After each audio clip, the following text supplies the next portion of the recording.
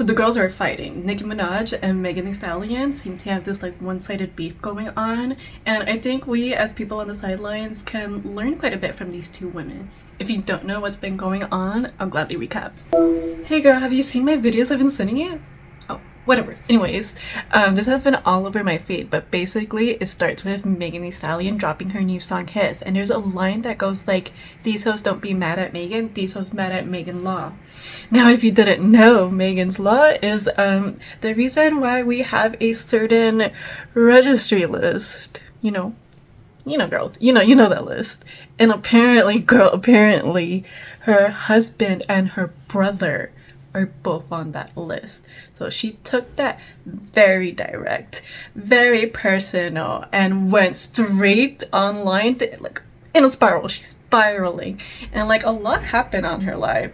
There was like some like muttering, and there was like some stumbling, and then there was like a Dr. Seuss frame, and she said something about her mom. It was crazy. It was wild. Anyways, how are you? How's work? I'm doing too much now. I'm doing too much.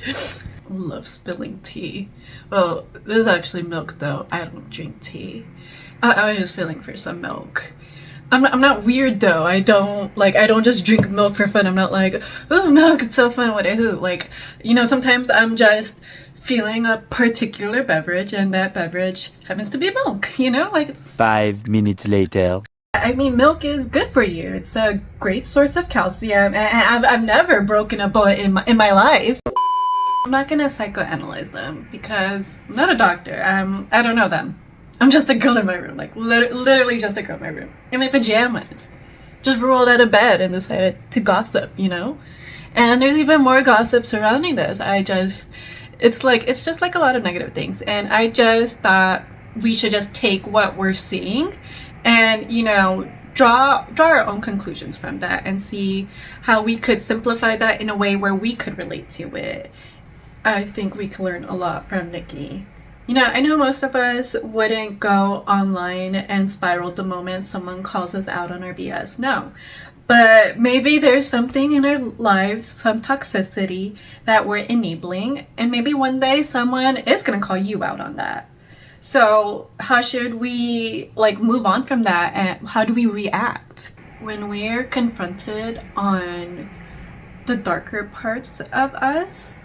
You know, I believe we typically get defensive because we ourselves are just not ready to see that side. And that's when we should question ourselves, look within ourselves and ask, why aren't we ready to see that side? So when we do get called out on our bad behavior, there's two options we could really take.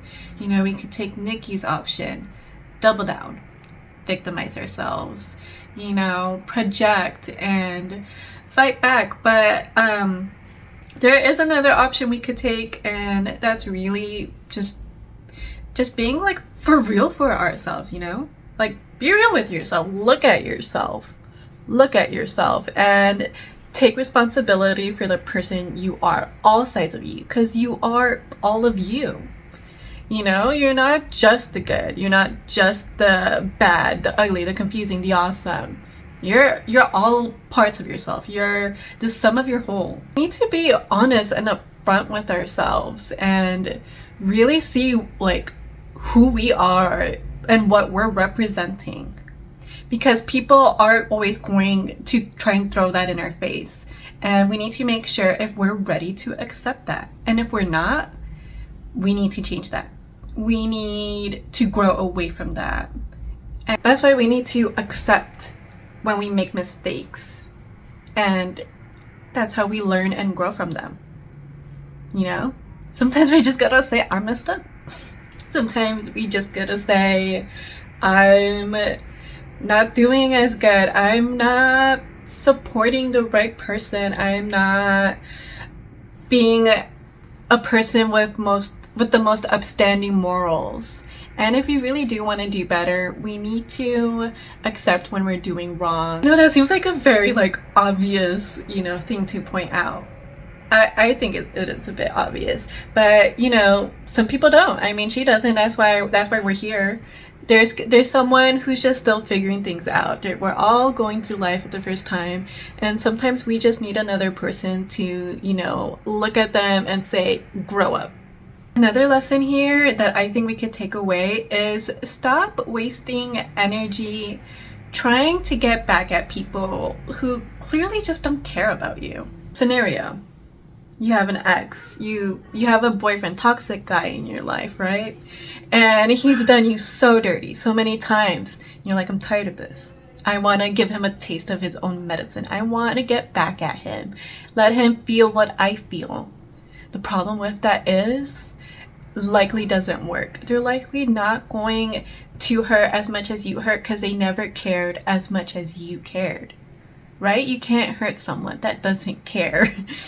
It's not gonna bother them. At the very most, you'll inconvenience them, struck a nerve even. And sure, you could go low enough. You could go low enough to give them a pretty good blow.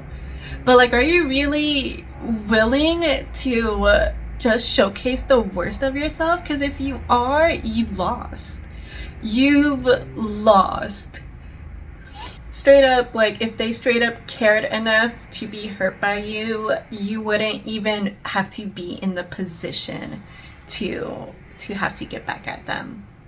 You know, they hurt you because they don't care about you, and they're not gonna start. So don't try to hit them with the double texts and the subtweetings and all of this anger, pent-up aggression, and rage, because you're just feeding into this trap. On the other hand, there is also something we could learn from Megan, and some of the things she's done we could also follow. You know, she just said her piece and she logged off. Like, after all of those responses, she just kept doing her own thing. And I think that's something we should all follow. Because when you say what you need to say, there's really nothing more you need to do. That's all the closure you need. Obviously, they're gonna yell back at you. Let them. Let them argue with the wall. Because many people do not take criticism with grace. So just let them say what they need to say. Because you already said your piece. Keep it pushing. All you could do is move up. All you could do is go forward. Leave them behind. You've already said their goodbyes. There's no looking back, you know? Yeah, I guess that's like all of my thoughts I have to say. I guess to conclude here, let's encourage integrity 2024. And also, I am a sucker for one-sided beefs. I like it. I think it's fun, okay? Laters.